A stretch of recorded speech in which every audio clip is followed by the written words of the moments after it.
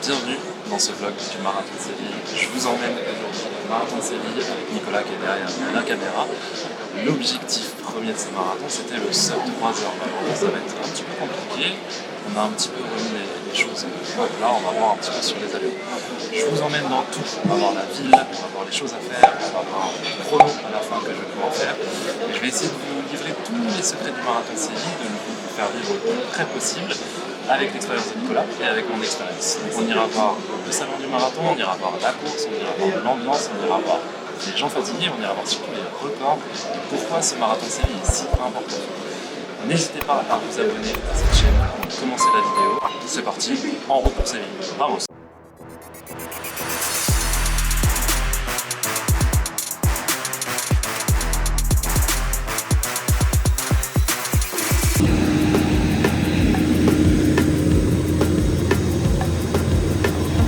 On atterrit donc à Séville le jeudi pour éviter le coup de chaleur, pour essayer de s'adapter le plus vite possible à la température qui peut être déjà presque estivale à ce moment-là, quitte à perdre un petit peu de récupération derrière. Bon, on commence bien la prépa marathon. Ça c'est de l'alimentation de qualité. Là, vous avez, c'est quoi ça? C'est des chili cheese nuggets. Il doit y avoir 4000 calories. Des frites, 300 000 calories. La sauce, vous avez vu comment il en met beaucoup. Hamburger, et c'est lui qui a voulu y aller. D'habitude il est hyper à cran sur ça, du coup il m'a emmené dans cette catastrophe. C'est un très bon début de prépa, merci Séville. Fin du premier jour, il a mangé, il fait plus 15 kilos. Comment tu te sens pour le marathon? Là, pas prêt à courir pour l'instant. Bon ça va, on a 3-4 jours. Fin de la première journée, on va aller se reposer, c'est important. Petite visite quand même pour visiter Séville de nuit. Et puis après, demain, grosse journée. Hein. À demain.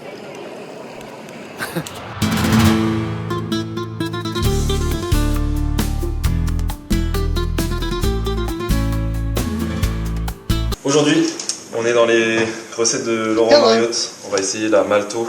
Nicolas a acheté de la malto d'extrême de chez Ta. Je ne sais pas du tout comment elle fonctionne. Du coup, on a acheté 1,5 litre d'eau. Et du coup, il faut mettre 3 cuillères de malto dedans. Donc, je vais vous montrer comment ça fait. Et l'idée, c'est qu'on va se trimballer avec les 2 bouteilles d'1,5 litre toute la journée. Je vais voir ça pendant 3-4 jours. Dedans, il y a de la malto dextrine DE6, des électrolytes, de l'eau de coco en poudre, donc ça c'est bien hydratant, et de la vitamine C, B1, B6, B12. Donc, franchement, ça a l'air plutôt pas mal. T'as payé ça combien, Nico? 19,99. 19,99. Après vous avez d'autres marques, mais ça a l'air plutôt pas mal. Donc là ils disent, en gros avant chaque épreuve de l'utiliser dans les 3 jours précédents et recharger du coup les réserves glucidiques. Là on est à 4 jours. On est jeudi. Ouais. Jeudi, vendredi, samedi, dimanche. On va un petit peu doser, un petit peu plus. Donc visiblement, la maltodextrine c'est une source d'énergie C'est une source d'énergie à assimilation lente ainsi que de la poudre d'eau de coco. La vitamine B1 contribue à un métabolisme énergétique normal. Tu valides? Oui, tu dis oui. Vitamine C et B6 ça aide à réduire la fatigue. Et le B12 ça soutient le fonctionnement normal du système nerveux. Oui. C'est pour être un petit peu plus intelligent. Mais ok, on va goûter. Ne pas dépasser la dose indiquée. On va dépasser. Maintenant on va voir ça comme ça. Bon, en tout cas voilà, c'est la malto de Ta, on vous dit si c'est bon, en tout cas on va goûter tout ça.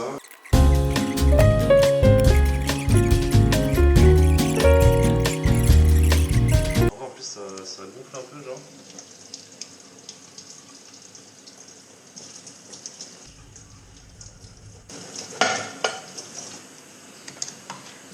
Ah, elle est pas mal, elle est meilleure que celle que j'avais prise. Ah ouais? Ouais. Du coup, la programmation du jour, Nico, on a fait l'université de Séville et là on va à la direction de Place d'Espagne pour aller visiter sans doute le plus beau monument de Séville. Si je dis... Ouais. Ouais, avec le palais de Royal Alcazar. Ouais, effectivement, que je n'ai pas vu. Non, on est passé. Ah, il est caché derrière. Il est caché derrière la cathédrale. On ira voir ça si on a du temps, ce serait trop cool. C'est vraiment le joyau de Séville, si on ne dit pas de bêtises. Ouais. Voilà. Avec Isco. tout le rapport au foot. Voilà, donc on y va tranquillement. On va vous emmener sur tout ça. Il fait trop beau. Visiblement, ils ont annoncé une température sans chaleur et sans pluie, sans vent. Donc vraiment des conditions optimales pour dimanche. Et on est en train de se chauffer. Je vous avoue, on a envie de partir sur du 4-10 au kilomètre. Mais est-ce que c'est sérieux? Qu'est-ce que vous en pensez? N'hésitez pas à le mettre dans les commentaires, la team. Alors, voilà, est-ce que vous pensez que c'est sérieux? Est-ce que c'est intéressant de partir aussi vite? Je pense pas. Je pense qu'on va rester sur les allures qu'on a bossé. C'est trop tentant, il fait trop beau. Tu sens que le marathon, ça commence à prendre. Il y a des gens qui te regardent un peu, il y a beaucoup de runners. Ça commence à sentir le jour du marathon. Voilà, donc je suis en train de me chauffer pour partir fort, mais je pense qu'on va rester sur des allures adaptées. Vous verrez tout ça dans la vidéo de toute façon à la fin. Donc restez bien jusqu'à la fin, c'est important. Et voilà. Voilà, j'ai trop hâte. Ça va être incroyable. Ça va être génial. Tu veux qu'on aille voir ça? Consulat du Portugal. Ouais, pas sûr que tu puisses rentrer. Horaire.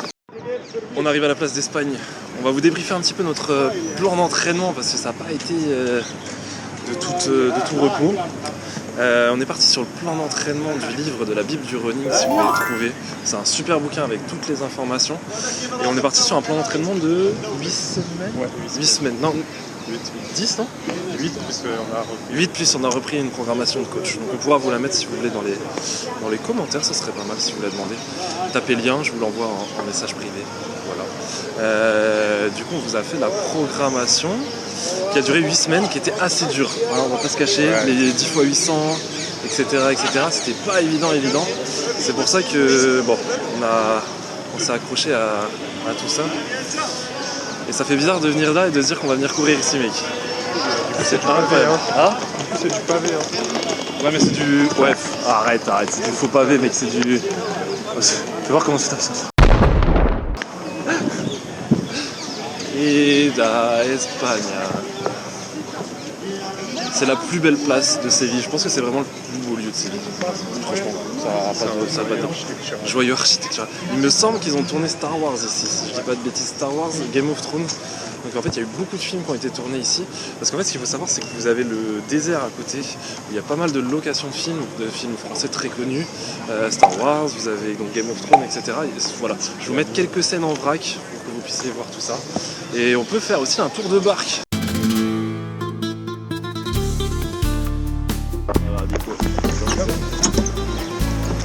Je pense qu'on va vraiment mourir.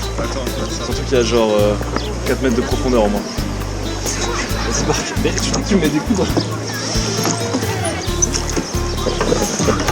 Vas-y, on va débriefer de la prépa du coup. Donc 10 semaines, comment ça s'est passé?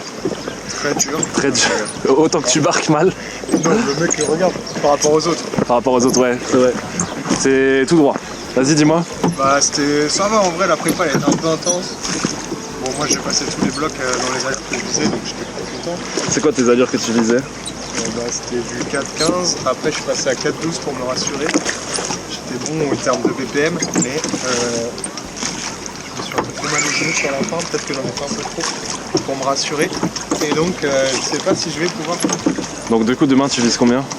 Demain? Ouais. Demain, après-demain? Ah non, c'est dans 3 jours. Ouais. Mec, il y a un dindon de fou.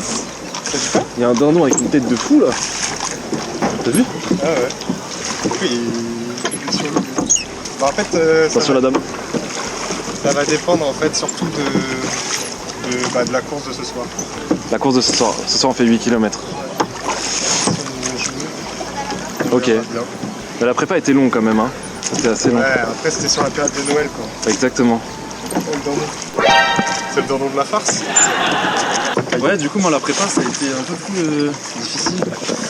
Parce que je pense que j'ai pris beaucoup de poids.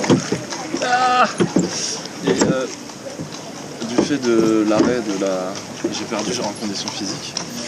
À cause de tes on va blessures. voir comment ça se passe. J'aimerais bien passer les kilomètres, j'avoue, en 4,30 si possible. Néanmoins, ça va être difficile parce que je pense que j'ai eu mal un petit peu au tibia pendant la prépa, donc on verra. Ok. Parce que les blocs passaient, j'ai pas passé le semi à l'allure que je voulais en 4,15. Ouais. J'ai pas passé. Donc on verra ce que ça va donner, mais c'est plein de surprises. La place d'Espagne, incroyable. On est avec le grincheux originel. la place d'Espagne qui a été fondée en 1650 selon Stéphane Bern, avec du coup tous les cantons, ça c'est vrai par contre Stéphane Bern c'est faux, avec tous les cantons d'Espagne en fait qui sont représentés à chaque endroit de la place, et du coup on va aller les voir un par un. C'est faux, on va aller les voir les plus importants, parce que sinon vous allez quitter la vidéo.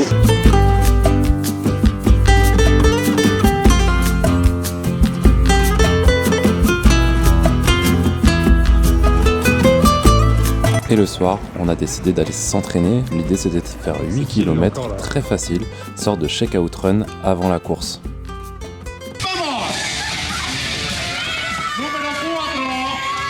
Le salon du marathon, c'est plutôt mal organisé pour être honnête avec vous. Il y a des stands un petit peu partout.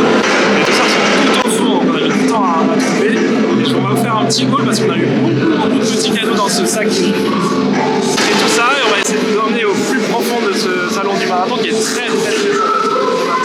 Le salon du marathon se situe au Palais des Congrès qui est à l'autre bout de la ville. Pour être honnête, il est à peu près à côté de l'aéroport. Donc nous on a opté pour un taxi, c'était beaucoup plus facile pour se déplacer. Au salon, évidemment, on allait chercher nos dossards, nos précieux sésames qu'on a tant espéré pendant ces 3 mois de préparation. Ce qu'il faut savoir, c'est que les dossards sont tout au fond. En fait, vous passez devant toutes les marques avant d'arriver sur ces fameux stands de dossards. Donc c'est assez compliqué. Je suis pas sûr d'avoir vu de carte. Si vous en avez vu, n'hésitez pas à le mettre dans les commentaires. Et on a récupéré notre sac de marathon avec plein de goodies que Nicolas vous montre juste ici. Un sublime t-shirt bleu Sevilla. Et vous pouviez aussi acheter le t-shirt Finisher qui était à 15 € supplémentaires. Donc voilà. Et ensuite, on a essayé de comprendre ce fameux parcours qui tourne un petit peu partout dans la ville avec des passages où on passe potentiellement même 3 fois. Actuellement, même après la fin du marathon, j'ai toujours pas compris où on était passé exactement. Néanmoins, quand même, le parcours était plutôt très cool. À la sortie de tout ça, vous passez par le stand ASICS qui lançait sa nouvelle Super Blast 3 qui est très très jolie. J'apprécie vraiment le coloris pour être honnête avec vous. J'ai failli craquer mais bon, 220 €. Voilà, j'ai préféré acheter autre chose. Vous pouviez du coup tester le coloris que vous voyez juste ici et le tester du coup sur tapis. Salon du marathon de Séville est modérément grand. Vous attendez pas au salon du marathon de Paris, mais vous pouvez quand même gagner pas mal de goodies. Là, vous avez Nicolas qui a gagné ses lunettes qu'il a gagné à la course contre moi. Bon, j'avoue, je l'ai laissé un petit peu gagner. Mais vous pouvez gagner pas mal de choses, des gels, des t-shirts pour le marathon, etc., etc. Donc c'est assez sympa. Et on a même fait une analyse podologique avec l'école podologique de Séville et on voit des magnifiques pieds. Fin du salon du marathon, à ton avis? C'était pas mal. Il y a pas mal de stands. Et ce que tu disais du coup, c'est qu'il n'y a pas beaucoup de marques. Non, il n'y a pas beaucoup. Il y a que ASICS en fait. Il n'y a que ASICS au final. Donc c'est assez sympa. Et il manque un petit peu le côté le reste. Ouais. C'est pas des goodies très intéressants. En vrai, ouais. T'as eu quoi? T'as eu des t-shirts? T'as eu quoi? Ouais, mais il n'y a pas de trucs de marque de marque. C'est ça. Un bon salon. Par contre, c'est, comme je vous ai dit, c'est à l'opposé de Séville. Genre vraiment, c'est une galère. Là, on va reprendre le vélo. Ce qu'il ne dit pas, c'est que là, il fait la tête parce qu'il y a la caméra. Et il a gagné cette tête. Regardez comment il a gagné. Il a gagné la course. Je vous mets ça dans la vidéo. Je l'ai laissé gagner, je vous avoue. Je l'ai laissé gagner. Et là, il se fait flex. Ce qui a marqué, c'est qu'il y a marqué Zurich. Zurich.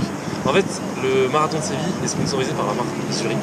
Tous les grands marathons, les petites courses semi-marathon d'Espagne sont sponsorisés par la marque Zurich. Je ne sais pas ce que c'est. On va enquêter sur tout ça. Mais du coup, c'est vrai que c'est assez bizarre parce qu'on dit qu'on vient au marathon de Séville, mais il y a vraiment marqué Zurich marathon de Séville. Donc voilà, c'était très cool quand même. On est resté 2 bonnes heures. On a mangé n'importe quoi, on a mangé des trucs, etc. Bref, c'était très sympa. Et je vous mets tout ça dans le vlog. C'est parti. Je pense que je vais tuer Nicolas. On a fait 3 quarts d'heure de transport. Viens là. 3 quarts d'heure de transport pour venir voir le stade du Betis Séville. Parce que monsieur est fan du Betis Séville et fan de football. Moi aussi, je suis fan de football. Et lui, il est là. Regardez l'état du stade, s'il vous plaît. Tout cassé. Pour se faire pardonner, Nicolas est quand même allé acheter son maillot disco. Il est plutôt pas mal, hein. Il a hésité à acheter entre le FC Séville et le Betis Séville, mais bon, il a bien choisi. Je vais essayer de lui voler à l'avenir. C'est un secret, ça.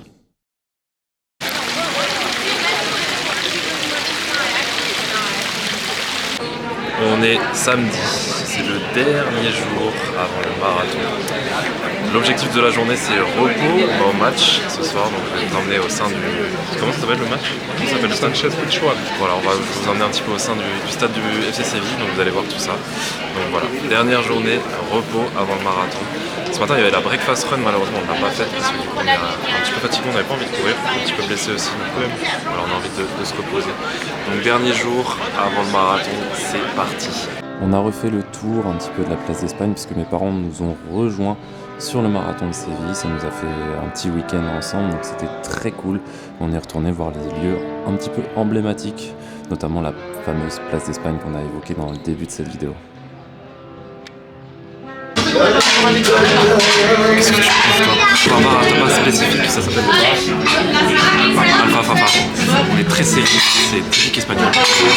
C'est vraiment une tapas de qualité. C'est le meilleur je crois sur TripAdvisor. L'objectif c'était de se remplir la panse comme on dit et d'éviter tout ce qui est verdure pour limiter du coup le transit intestinal. Donc on a mangé beaucoup de choses, notamment beaucoup de choses à base de jambon et franchement c'est plutôt pas mal régalé.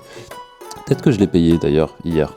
Bref, on va passer à la deuxième partie de la journée qui se situe un petit peu plus au nord de Séville et quelque chose qui est cher pour nous, le football. On est au stade du FC Séville pour voir le match contre Alavés. Je vous avais promis qu'on allait vous faire découvrir ce stade. C'est la première fois que je viens de FC Séville. On va voir tout ça en grand. Je suis avec mon père et mon frère, ça va être très sympa. Donc FC Séville Alavés avec Alexis Sanchez, les amis. Vous avez été contrôlé comment? 2-0. Hey, vous avez été contrôlé comment?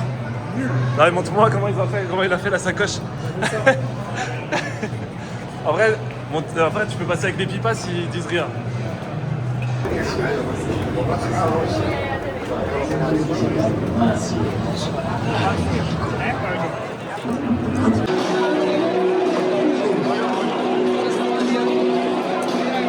On est tout en haut et là vous avez tous les drapeaux en fonction du classement, donc Barcelone, Real, Atlético, Villarreal, etc. Jusqu'au dernier, c'est mon frère qui a vu ça, tous les classements des meilleures équipes à la plus mauvaise équipe. C'est plutôt cool, ça fait une petite dédicace. Allez, c'est parti pour le match. Faut pas tomber, hein, c'était assez abrupt dans les tribunes. Ce qu'il faut savoir, c'est que là-bas, tout Espagnol allant au stade mange ce qu'on appelle des pipas. Les pipas, c'est des petites graines bien salées qui sont assez bonnes et qui passent plutôt pas mal. Et il y en a partout dans tout le stade.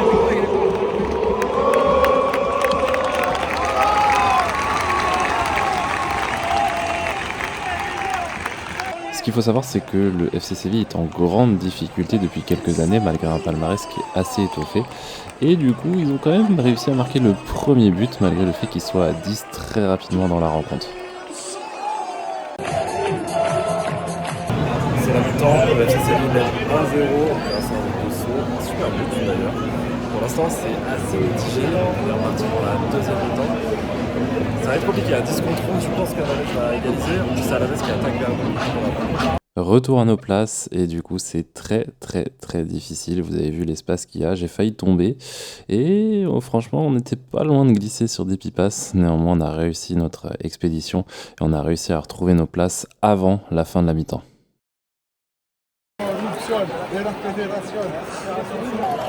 Au revoir Séville, au revoir le stade de Séville, mec. Ciao. C'était une expérience, match mitigé en termes de qualité. Hein. Le FC Séville, en vrai, ils sont décevants en termes de joueurs même. Bon, c'est pas terrible. Allez, c'est l'heure d'aller se coucher pour le marathon. Qu'est-ce que t'as dit? On a appris qu'ils n'avaient pas reçu les médailles. Du coup, on va avoir une médaille en bois. Je sais que c'est pas important, mais bon, c'est un peu chiant parce que du coup, ça fausse un petit peu tout, quoi. Parce que c'est cool d'avoir une médaille. En plus, elles étaient sur le salon du marathon, je comprends pas. Ils ont pas dû tous les recevoir. Ils ont pas reçu parce que du coup, il y a eu des inondations à Séville. Donc malheureusement, on n'aura pas de médaille en métal. Donc ce sera des médailles en bois. C'est comme ça, c'est la vie. Ça fait pas partie, c'est pas le plus important. Normalement, ça aurait été cool pour symboliser tout ça. Donc voilà, pas de médaille demain en métal, mais médaille en bois. Voilà, la mauvaise nouvelle de la soirée. Mais bon, c'est pas grave. On va faire la tenue reveal du marathon pour demain. Je vais vous expliquer tout ce que je prends avec moi pour le marathon. Des petites choses comme des gels, des petits médicaments aussi, des petits trucs pour la douleur, tout ça. Donc on va passer tout en revue. Je vais vous expliquer un petit peu comment je fonctionne et comment je réfléchis. Parce que du coup c'est important que vous puissiez un petit peu comprendre toutes les choses qu'on met. L'idée c'est que demain à Séville il va faire entre chaud et froid, donc je vais quand même partir avec 2 couches pour pas avoir trop froid au départ, pour pas que mon corps soit trop en difficulté lors du début de la course. Sur la deuxième partie de la course il fera notamment beaucoup plus chaud, donc j'ai pris des affaires qui sont quand même très légères, pas de préférence de marque, juste du coup c'est quand même des affaires qui sont quand même très légères. Je vous enlève mon pyjama parce que c'est mieux. Du coup on commence. Caleçon assez long pour éviter du coup les frottements entre les jambes parce que ça peut faire assez mal, donc voilà, petit caleçon, bref ça s'en fiche un petit peu. Ensuite du coup un short, mes shorts, pourquoi c'est important, un short avec des poches où je vais pouvoir caler mes différents items et pas pouvoir jeter par exemple mes déchets de gel partout sur la chaussée. Donc c'est des petites poches, c'est un Nike, celui-là j'ai eu la chance qu'on me le donne pour un événement marathon pour tous, il est simple, basique, pas trop court, pas trop loin, et du coup il est assez sympathique. Donc premier item, demain je vous montrerai comment ça fait habiller, c'est important. Deuxième chose, du coup comme je le disais, un Nike Pro pour mettre en dessous, avec manches longues, c'est pas peut-être la meilleure idée, c'est tout ce que j'avais là pour cette fois-ci. Donc il a un peu thermofit, ça va me permettre d'avoir, comme je le disais, assez chaud pour le départ de la course, parce que c'est important d'avoir chaud et de ne pas partir trop froid. Parce que sinon on va se blesser. Donc voilà, ça va être important. Ensuite, les chaussettes de chez Vice avec des flammes, ça rigole pas. Pour aller très vite lors de la course, ça va rien changer du tout. Mais voilà, elles sont très cool, c'est un cadeau. Merci beaucoup, je les aime beaucoup en plus. Donc voilà, merci beaucoup et j'espère que vous voyez si vous passez par là, n'hésitez pas à m'envoyer une deuxième paire. Voilà, elles sont trop cool, merci beaucoup et franchement j'ai trop hâte de pouvoir courir avec elles, on va brûler les pavés de Séville. Ensuite, des petits médicaments.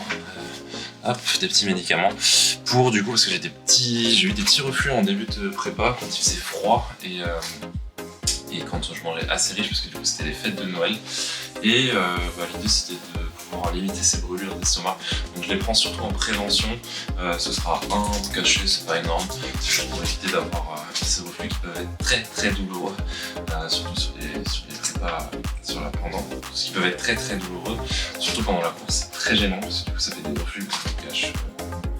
Je sais pas, c'est très chiant et je vous donne pas de détails, mais du coup ça peut être assez irritant. Mon t-shirt de la méthode Coco, ça vous connaissez, avec le dragon dans le dos, pour être vraiment très classe, et les flammes sur le côté, ça c'est la partie primordiale, mon t-shirt méthode Coco. Voilà, n'hésitez pas à me dire dans les commentaires s'il vous plaît, s'il vous plaît pas, on va faire d'autres designs, il est assez cool, moi j'aime bien, ça passe partout. Juste, je pense, ça c'est ce qui m'inquiète un petit peu, c'est le noir avec le soleil, ça va attirer un petit peu plus la chaleur, donc ça, c'était pas le meilleur des choix, mais bon, voilà, en tout cas, t-shirt de la méthode Coco pour demain. Mes lunettes de soleil, plus important,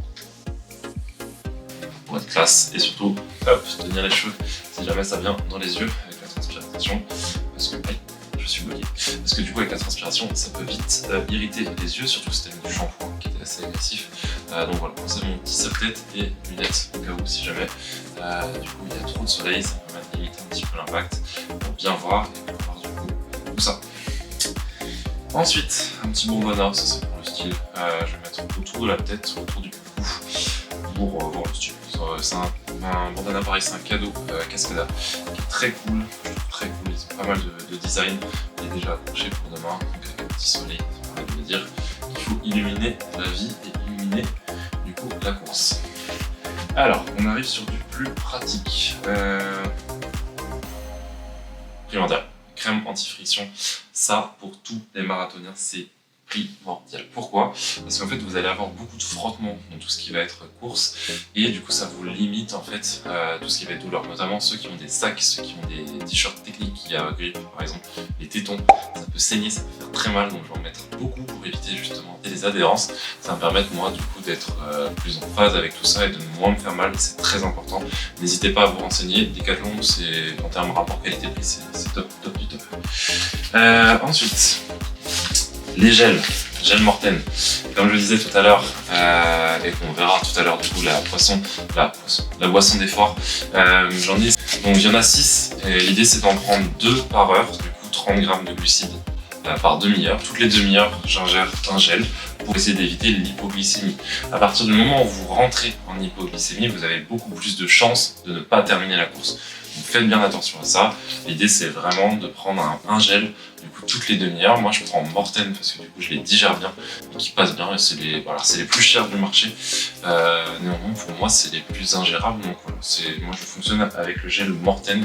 N'hésitez pas à tester donc les différents gels, toutes les marques, hein. Vous avez Ta, vous avez NAC, vous avez quoi d'autre, j'ai oublié tellement, et vous avez Baou aussi, enfin, voilà, vous avez même Decathlon. N'hésitez pas à tester, chaque personne est différente et chaque personne a ses goûts. Voilà, donc n'hésitez pas. Un petit bracelet de chrono, parce que de base l'objectif c'était 3h00 avec les différents temps de combien je dois être au kilomètre. Visiblement là on est sur du 4,16, donc faire sub 3 heures. Donc pour faire sub 3 heures il faut être en 4,15. Demain on va plutôt viser les 4,25, si j'ai des jambes on verra. Nico va viser 4,15, donc je lui souhaite, en tout cas il n'y a pas de raison qu'il n'y arrive pas, mais voilà. 4,15 du kilomètre, c'est important, et on verra ce que ça donne. Ensuite du coup, tac, une petite ceinture que vous mettez juste à ce niveau-là, qui vous permettent de mettre pas mal de choses, donc avec des trous. Ça c'est des ceintures de chez Decathlon, vous avez des ceintures de chez Salomon aussi qui sont plutôt pas mal. Vous les mettez dedans et vous pouvez mettre tout plein de choses. Donc les gels, moi je vais les mettre plutôt dans les poches, mais ça vous pouvez mettre les flasques, vous pouvez mettre je sais pas, le téléphone, ça passe plutôt pas mal. Moi j'aime bien l'avoir, c'est vraiment très quali, ça ne bouge pas. Si vous prenez la bonne taille, franchement ça ne bouge pas. N'hésitez pas, ça c'est un très bon achat même pour vos entraînements. Moi je l'utilise que pour les marathons, je l'ai utilisé une fois l'année dernière en avril pour mon marathon de Paris, je perds mes mots. Là aujourd'hui du coup on retourne pour le marathon de Séville. Et on termine du coup avec un petit patch de douleur, parce que du coup si vous avez suivi un petit peu ma prépa, j'ai des petites douleurs au niveau du tibia, donc on va essayer de limiter l'impact et on va voir comment ça se fait. Mais voilà, le fameux du coup patch qu'ils ont donné du coup sur le salon du marathon, comme vous avez pu voir dans la vidéo.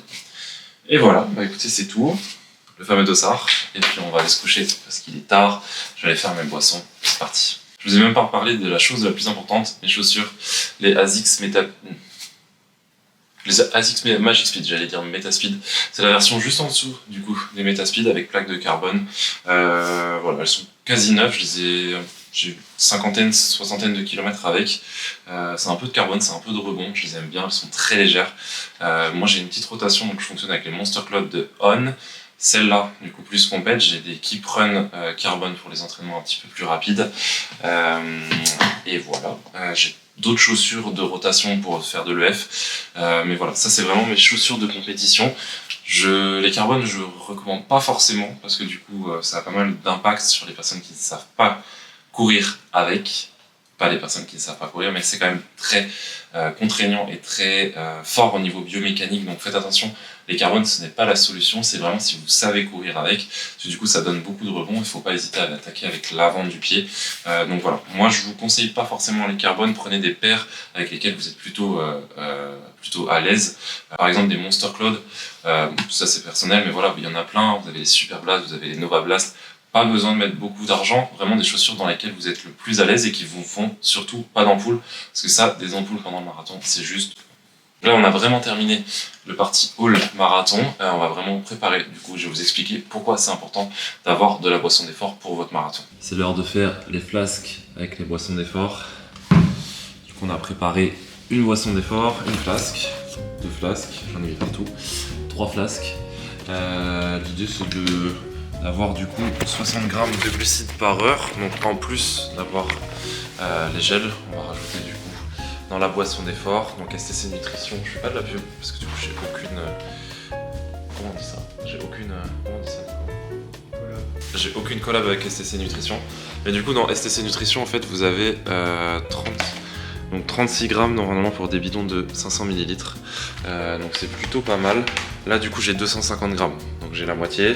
Là normalement c'est 500 mg si je dis pas de bêtises, et 250, donc l'idée c'est de garder cette hydratation le plus possible et du coup mêlé avec des glucides d'effort, donc ça va être assez cool. Ça prend 2 secondes, vous mettez du coup il y a toutes les conseils d'utilisation dessus et c'est assez facile en fonction de la température, vous pouvez mettre tout ça. Voilà, donc tout est prêt et on est parti, on se retrouve demain.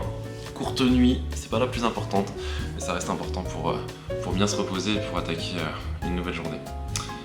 A demain pour le jour J, let's go! «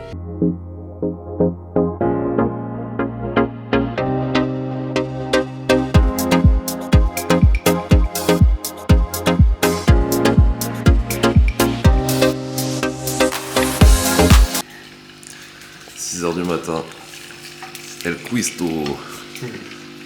Faut bien. Bien dormi? Ça va. Dur. Ouais. Toujours prêt pour le même chrono? On verra bien. Hein. Regardez-moi ce cuistot. On va préparer les pâtes en amont. On va nous faire un magnifique truc. Faut vraiment être déterminé pour manger ça. Nous on le fait avant les 10 km, avant toutes les courses importantes. Ça part comme ça. Mais c'est pas évident parce que du coup les départs sont tôt et franchement, des fois t'as pas très faim. Pour moi c'est ça le plus dur du marathon. C'est pas la course, c'est pas le mur. C'est de manger à 6h du matin. Des pâtes qui sont très bien cuisinées certes, mais faut s'envoyer une plâtrée de pâtes. L'idéal 2 heures avant la course. Je suis en train de parler avec la bouche pleine, c'est très désagréable et très mal poli. 2 heures avant la course pour justement éviter tout ce qui va être problème gastrique et pour que du coup vous puissiez assimiler le mieux possible les glucides. Parce que du coup pourquoi on mange des pâtes? Parce que du coup c'est des sucres lents, ce sera plus facilement assimilable par votre corps. Mais à 6h du matin c'est un petit peu dur. J'ai mis un patch, ça va être sans doute plus un effet placebo, néanmoins c'est juste pour me rassurer. Petit patch qu'ils ont donné, c'est pas un médicament, donc je sais pas trop. Oula, je sais pas trop ce que ça vaut, mais bon. Donnez-moi votre avis sur la tenue de 0 à 10 dans les commentaires. Je pense que je vais avoir beaucoup de 0. Moi j'aime beaucoup, c'est assez cool, blanc, noir, petite pointe de rouge pour les chaussures qui sont juste ici. T'as donné ça sur le salon du marathon. C'est un tatouage, pas indélébile, c'est un tatouage non indélébile. Du coup vous avez le chrono 3h45, on a demandé tout juste en dessous de 3h. En fait je crois qu'il s'est trompé avec Nicolas, on parle pas très bien espagnol. Donc là on a un chrono de 3h45, c'est un tatouage éphémère que du coup je vais mettre au niveau de l'avant-bras parce que du coup j'aurai des manches longues, donc ça n'a pas trop d'intérêt de le voir, c'est juste pour voir comment ça tient et pour rigoler un petit peu, pour avoir une petite marque, voir ce que ça fait. Un autre tatouage de l'autre côté, voir ce que ça fait un tatouage sur l'avant-bras. C'est parti, on va appuyer très fort. Et c'est pas mal du tout hein, en vrai. Non, c'est pratique. 6h du matin, il y a tous les Sévillans qui rentrent de boîte. Nous, qu'est-ce qu'on fait? On va courir un marathon. Bordel. Il fait froid là, hein? Ouais, il fait froid là. Je sais pas combien il fait. Je vous mettrai la température en post-montage, mais waouh! T'es mal à paire!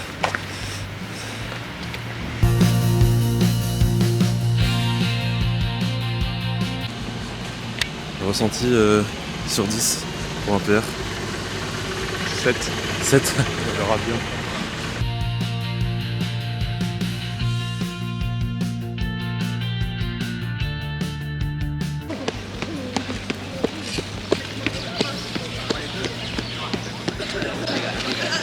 Ça va être c'est stressant là. Tout le monde est là, il y a beaucoup de monde, je crois qu'on est un petit peu en retard.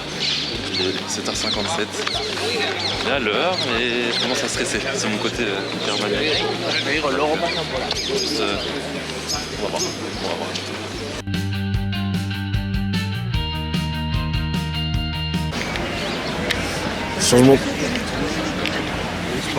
Changement de chaussures au dernier moment. Nouvelle gomme. Elles sont belles hein. Ouais, elles sont bien. C'est parti. C'est parti. C'est l'heure du marathon, on est juste à côté des sas, c'est très bien organisé pour l'instant. Moi je suis dans le sas noir, donc l'objectif c'est d'aller aux alentours de 3 heures, ce serait cool. Voilà.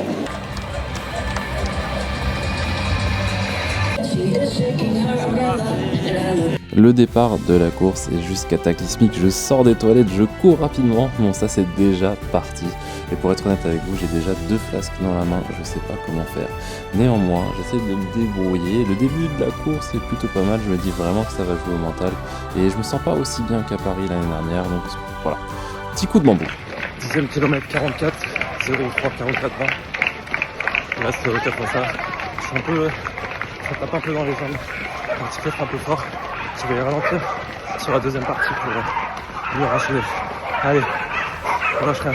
Et à partir de là, vous sortez vraiment de la zone de série, vous passez Triana, il n'y a pas grand chose, franchement, c'est assez difficile, il n'y a personne autour. Toute cette zone-là est vraiment pas sympa. Vous passez à côté du deuxième stade, la Cartolera, un stade qui a connu l'Euro notamment, mais qui est pas incroyable, cette zone n'est pas fou. Et à ce moment-là, je me fais doubler par le coureur fou qui partait du sas précédent. Ça m'a fait très mal au moral, déjà que j'étais pas du tout, bien du tout dans les jambes.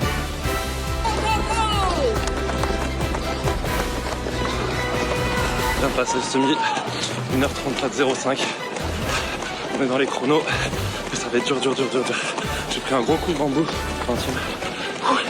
Allez, ça commence à être dur, mais c'est dans la tête, on lâche rien.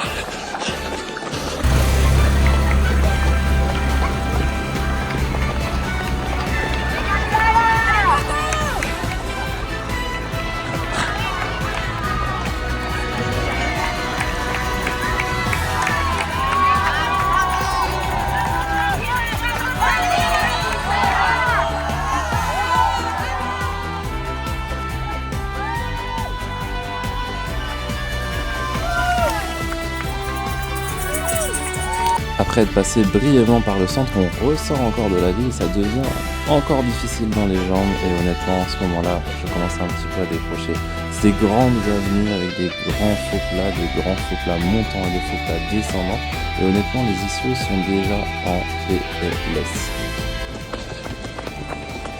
Bon bah et voilà, j'ai pris le mur, 2h17 au 30e kilomètre, il m'en reste 12. Rincé. Surtout dans les issues, je suis mort de chez moi. Je lâche rien, c'est très dur. On va tout lâcher, on va tout donner, pardon. Je suis mort même mentalement, je suis mort. Merci pour le soutien, ceux qui m'envoient des messages sur l'amour, cœur. On lâche rien, allez. À partir de ce moment-là, les kilomètres sont de plus en plus durs. Les kilomètres sont de plus en plus lents et je me dis, autant qu'il fait, mon résultat ne sera pas le résultat escompté. Néanmoins, le but c'est de prendre le maximum de plaisir et on passe par le lieu mythique qu'on vous a présenté plusieurs fois dans cette vidéo, la place d'Espagne. Ce moment est juste incroyable et restera gravé très longtemps dans la mémoire. Quel lieu incroyable pour le moment.